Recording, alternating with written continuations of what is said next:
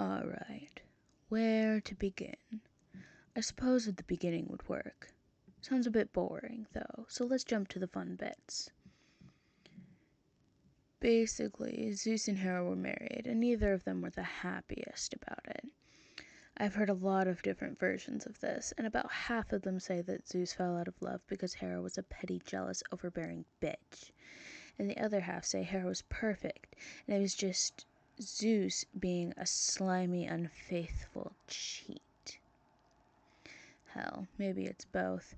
I myself haven't been up to Mount Olympus and seen the two of them, so I ain't gonna try to judge. What matters is Zeus didn't really want to be married to Hera anymore. But since the concept of divorce didn't really exist, there wasn't much he could do. He ended up having a ton of affairs, which is where most famous demigods came from, and also how we got some epic revenge stories from Hera.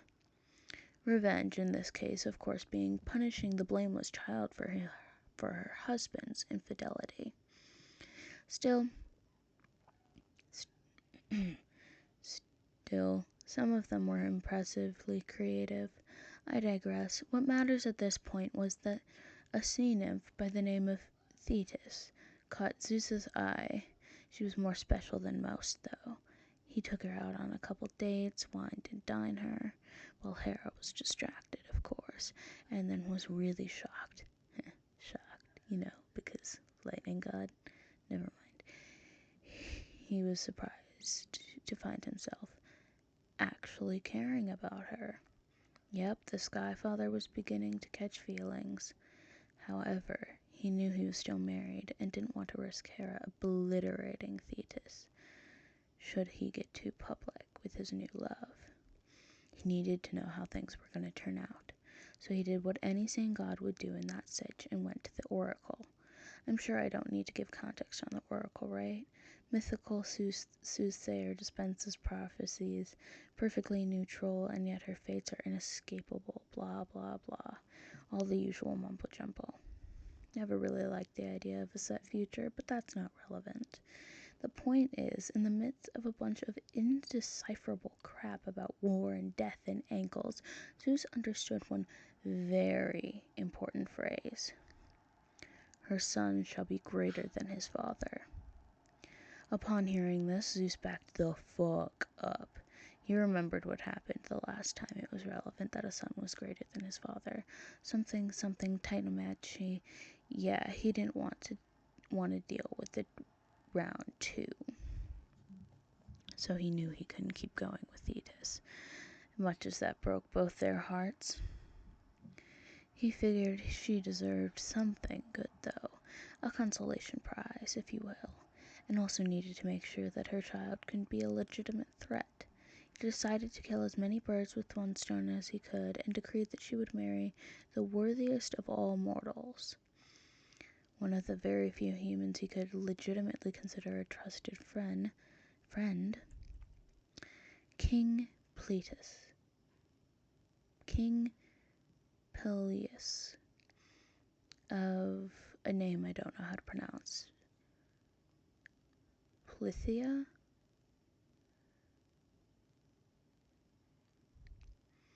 Plithia?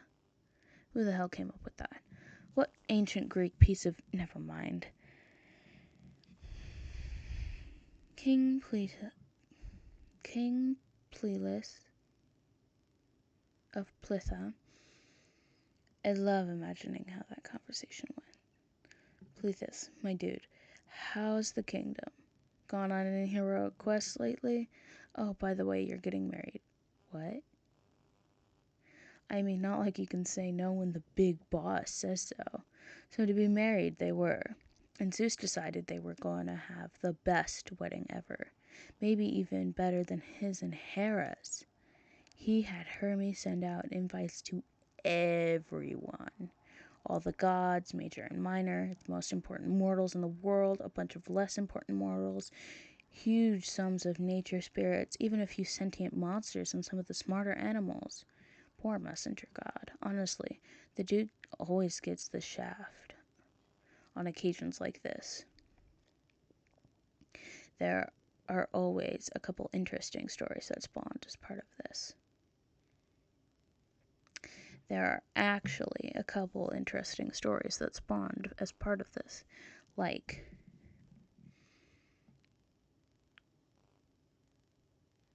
Cholonice, the nymph who wanted to stay home. So when Hermes went to double check her RSVP, he got offended because who would dare to turn down this kind of invitation? He ended up lifting her house, smushing her flat under it, and saying something badass and impressive like, "Then stay home forever," and turned her into a turtle, which is where the first turtle ever came from.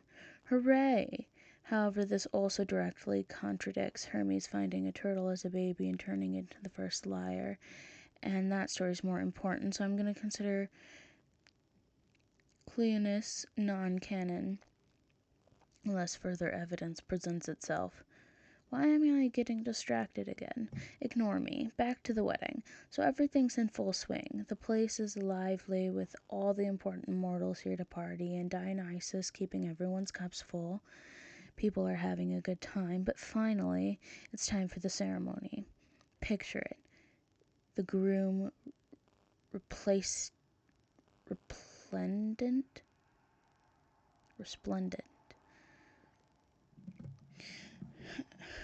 Picture it. The groom resplendent in a fancy...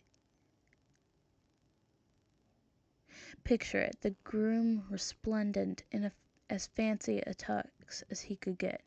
Okay, probably not, but something nicer than his formal chainmail. A bride, a vision of nymph loveliness walking down the aisle, the Olympian icons of strength and grace as they looked on. Boom! The doors swing open, right when everyone's quiet, so it's most distracting. And at this point, anyone who knows anything about the gods will have guessed who it is. The one goddess in all creation who didn't get an invitation. Eris, goddess of strife and discord, she who caused chaos. No one wanted to see her at a party or a celebration, except maybe Ares, who just wants someone to talk to. So she enters the room and is ready to ham it up. Starts in with the, "What a lovely party. It's a shame my invitation must have been lost in the mail." But Zeus ain't having it. "You didn't get an invitation, daughter, because you aren't wanted here. Get." "But what if I leave? Or I will make you leave. One of these will hurt more than the other." And now, while Iris is as proud as any other goddess, so she tries to save face, but on a haughty expression says, "Fine, I only wanted to deliver my gift and leave anyway." Turns and walks out, but as she goes, casually tosses something back over her shoulder. Theoretically, this gift would go to the happy couple, right? No, it's sailing straight for Athena, goddess of wisdom, strategy, and tactics, arts and crafts, and a bunch of other things. And acting completely on instinct, she catches it. We all know what it is. Rocks have heard this part of the story. It's a solid golden apple with the words, "To the fairest," written on the side. Now, normally Athena doesn't really care about looks. She's kind of a quintessential tomboy, more comfortable in chainmail than a gown, not interested in romance in the slightest. However, like most tomboys, when something makes her feel pretty and feminine, well, she likes that, and she really doesn't want to let it go. She's smart enough to realize Eris enchanted the fruit, I'm sure, but she doesn't particularly care, since it's just an apple and it makes her feel good. And doesn't she deserve this? I mean, it got thrown right to her. It must be meant for her. She must be the most beautiful of Olympians, right? Well, some others think differently. First and foremost, Aphrodite, goddess of love and beauty, calls across the room, saying that if it's for the fairest goddess, it must obviously be hers. Give it over. Athena takes exception to that. There's a little bit of squabbling, but meanwhile Hera, queen of the gods, is getting off her throne. She comes up and says that, as queen of heaven and obviously the most beautiful one there, she should have the apple. And now both Athena and Aphrodite take exception to that. At this point, I'm fully preparing At this point, I am fully prepared to believe there was an entire hair-pulling, clothes-ripping, name-calling, three-way catfight until Zeus gets off his throne and yells, "Everybody shut the fuck up!" Okay, he probably said something a little classier like, "Stop this madness!" But I've been getting dialogue wrong all night. No reason to change that now. He gets the three of them separated and is about to start chewing them out when Hera says, "All right then, my love, you decide." Huh? You decide which of us is the most beautiful. Who gets the apple? And now all three of them are looking at him expectantly, and Zeus may be more powerful than the rest of the Olympians put together, but he sees the three most dangerous goddesses all staring straight at him and taking 0.05 seconds deciding he doesn't want any of that. Well, my darling, I would love to choose you as the most brilliant light in the cosmos, but there is a conflict of interest here. You're my wife, so if I were to declare you the winner, the other two could say I was biased and the selection was unfair for the rest of time. Surely you wouldn't want that kind of qualification on your victory. Athena, you are my beloved daughter, so the same goes for you, and Aphrodite, well, a victory where the judge isn't allowed to choose either of your opponents is no victory at all, is it? And even though the three of them are each pretty sure that they would be okay with a biased victory, Zeus is adamant on this, not him. And he sees the next pitfall coming too. And of course, since no god may sit in judgment where even I cannot, no other god shall judge this contest. We'll surely have to suck our immortal into it. Aphrodite, who can think startlingly quickly when the situation demands, immediately starts making eyes at Pleiades. But Zeus ain't having it, and for once Hera agrees. Pleiades is married, or about 2 seconds away from it, so his eyes should be on his wife, not the three loveliest goddesses in creation. I find it interesting that nowhere in any version of this I've read did anyone consider for a second giving it to the bride. Even lovely as she was, she seems only polite, but maybe that's just me. If you're interested, Pleiades and Thetis had a happy, mostly uneventful marriage, and that son Zeus was worried about, they named him Achilles.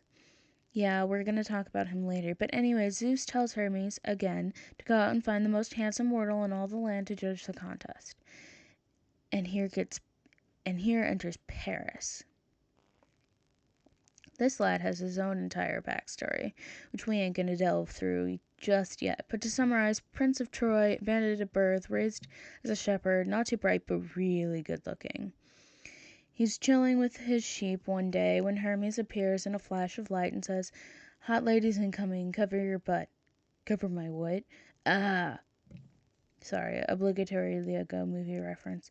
Hermes gives him I'm the rundown, and pretty much the second he's finished, the three appear, having made themselves as lovely as possible and wearing their finest adornments. Most versions agree that this comes very close to none of them wearing anything at all, but I ain't a fashionista. You'll have to go to someone else if you want the sordid details. And now we get into the flowery language. Such a typical visage of loveliness has never been seen by mortal eyes before or since. Paris is kind of shell-shocked, just staring at them with his jaw hanging below his knees. Maybe he's drooling a little. Maybe he's got an anime nosebleed. Don't know. But he ain't judging anyone right now. And Athena, the smart one who really wants it, decides it's the perfect time to step in. Well, Paris is stunned and she starts making promises, offering what she'll do if he chooses her. Maybe Zeus meant bribing the judge to be illegal, but he didn't exactly establish any rules, so anything goes, I guess. Athena starts whispering in his ear about the gift she can give him. Mind out of the gutter. She says she'll make him the wisest man on earth and the cleverest, capable of leading armies and ruling kingdoms better than any general or scholar. And it's at this point she reveals his true parentage, so he does know that these are applicable skills. And he hears all this, and he thinks it sounds nice. So he starts reaching out to hand her the apple. She's nodding and getting excited. Hera cuts in. The Queen of Heaven, who feels she deserves the apple, will not be outdone on the scale of rewards. So she offers him power, saying he'll be a king, an emperor, rule over all of Asia, have servants and concubines, dedicate the fate of nations, have armies bow at his command, luxuries everywhere, and anything he ever wants in the palm of his hand, and it's worth nothing. Oh, and it's worth noting, Hera doesn't look bad either. If Athena's everything lovely about tomboys dialed up to 11, Hera, goddess and wives' mother, is the quintessential MILF. There is a reason Zeus married her in the first place, and it is not her sparkling personality. Paris probably couldn't have chosen between the two on appearance alone, but now he starts extending his arm again, ready to make his choice, and it's Aphrodite's turn to step in. Now, who we have here is the goddess of love and beauty. She's completely certain that the apple is hers, after all. It's her job. It's in her job description. And while she might not be wrong, most of the different versions agree all three goddesses are so lovely that any difference might as well be a moot point. But if you have to give an edge to any of them, it's Aphrodite. She steps up, and suddenly the air smells like rose petals, and the birds are singing a little louder, and Paris is feeling things he never felt about any of the sheep. And she promises him love, not power or the means to gain it. Something much simpler, yet infinitely more complex. In this case, the love of the most beautiful woman in the world, Helen of Sparta, who she conveniently forgets to mention is already married. Now, Paris has been having an interesting day. First, the god shows up and tells him that he has a new job. The very strong contenders for the three most beautiful beings in the universe show up, start showing off for him, and say he has to choose one of them as the best. He learns he's secretly a prince and gets offered both the intelligence to be a good prince and the power to scoff at mere princes, respectively. It's fair to say his head's still spinning, but even so, he's been trying to consider. This has gone a long way past a beauty contest for him. At this point, he's trying to determine his entire future. Now, Athena's offering him the ability to leave armies. That means to earn power, but does he want that? He's just a shepherd. That's what he's been all his life. What does he know about conquest or scholarhood or any of that? Hera's offer is a bit better. Having all the power without having to work for it sounds pretty good, but that also comes without even an extra smarts.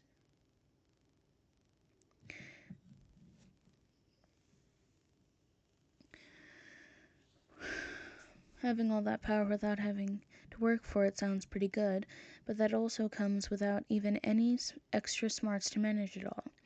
Even with all the power in the world, he doesn't think he'd last long. But then along comes Aphrodite, gorgeous as a summer's day, and if the other two are tomboy and MILF, she's just plain beauty, of the purest, truest kind, and she's offering the love of a woman apparently almost as beautiful as she is. The mountain and the sheep get pretty lonely after a while, and he's been longing for company, especially female company, for a long time. It doesn't take much before he's made up his mind. He gives the apple to Aphrodite, who's very happy about having her title validated, and the other two go, "You've made your choice. I hope you don't come to regret it," in the most ominous, unsettling voices they can, and then poof away. Aphrodite takes Paris to yoink Helen some way. Some say she went willingly, others say she was kidnapped. Again, I wasn't there, so I don't know. Either way, the two of them went off to Troy, the city-state Paris was a prince of, and were accepted by King Priam. King Menelaus of Sparta and his daughter by Helen, Hermione, were left behind, and in a lot of situations that would have been the end of that. However, this was not a lot of situations. Menelaus was upset, and he had the oath of Tyndareus, which I believe we've talked about previously, on his side. They were extended there were extended consequences to follow. Yes, the kind of consequences involving 20 years, a horse, and more heroism and godly shenanigans than you can shake a stick at. Athena and Hera did, in fact, hold a grudge. Eris made everyone regret not inviting her, and a lot of people died. But hey, the wedding was nice. Not sure there's much of a mortal in all this. Listen to the oracle. Not sure there's much of a moral in this. Listen to the oracle, or maybe don't offend powerful goddesses. Regardless, it's a pretty cool story. I like thinking about it. I'm sorry, what about golden delicious apples? I fail to see the relevance.